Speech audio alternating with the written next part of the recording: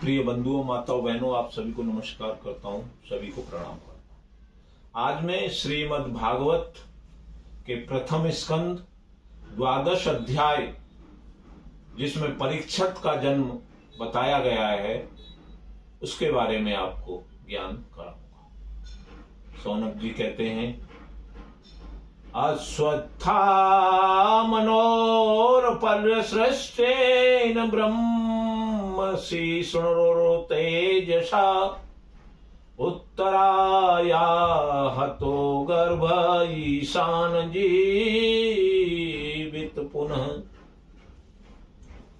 अश्वत्थामा ने जो तेजस्वी ब्रह्मास्त्र छोड़ा था, उससे उत्तरा का गर्भ नष्ट हो गया था, परंतु भगवान की कृपा से वह जीवित हो गया।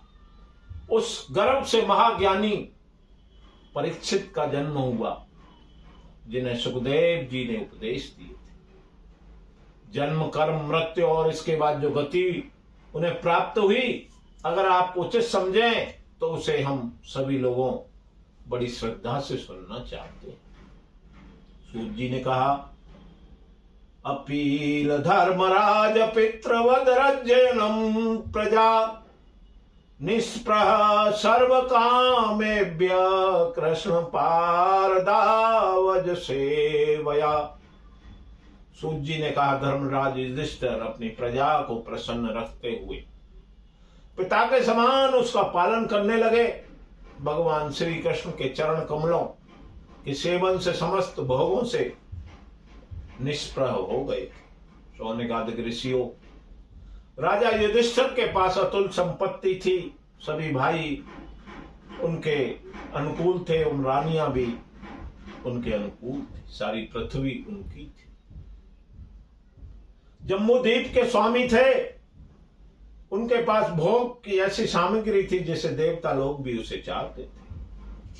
परंतु जिस प्रकार मनुष्य को भोजन के अतिरिक्त दूसरे पदार्थ नहीं सुहाते, उसी प्रकार वैसे ही उन्हें भगवान के अतिरिक्त दूसरी वस्तु अच्छी नहीं लगती थी।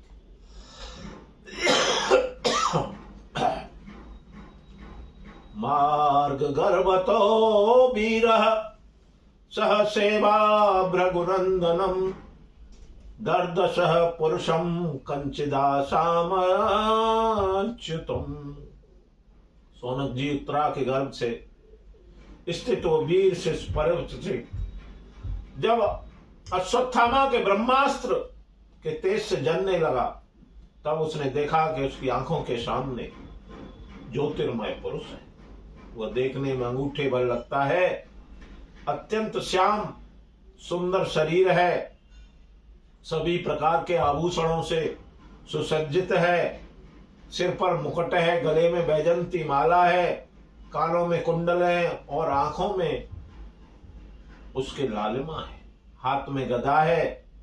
जिस प्रकार सूर्य किरणों के द्वारा कहर को भगा देता है, उसी प्रकार वह गदाधारी पुरुष ब्रह्मास्त्र के तेज को शांत करता जा रहा था। उस पुरुष को अपने समीप देखकर गर्भस्थ शिशु सोचने लगा कि यह कौन है।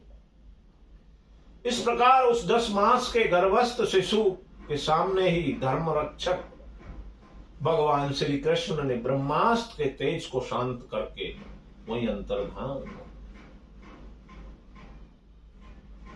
तदंतर अनुकूल समय में पांडु के वंशधर परीक्षित का जन्म हुआ। यह बालक इतना तेजस्वी दिखाई पड़ता था मानो स्वयं पांडु ने फिर से जन्म लिया।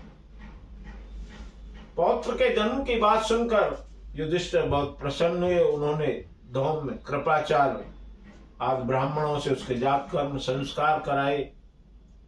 राजा युधिष्ठिर दान के समय को जानते थे।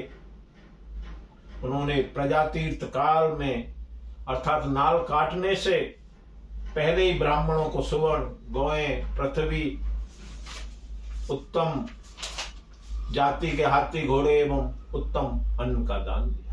तब ब्राह्मणों ने संतुष्ट होकर विनयी युधिष्ठिर से कहा, देवेना प्रतिपातेन शुक्ले संस्था मुपेयुपी रातौ बोर्नुग्रहार्थाय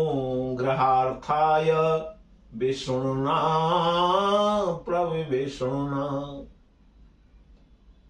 काल की गति से यह पवित्र कुरुवंश मिटना ही चाहता था, परंतु तुम लोगों पर कृपा करने के लिए भगवान विष्णु ने यह बालक देखकर इसकी रक्षा कर दी, इसलिए इसका नाम विष्णुरात।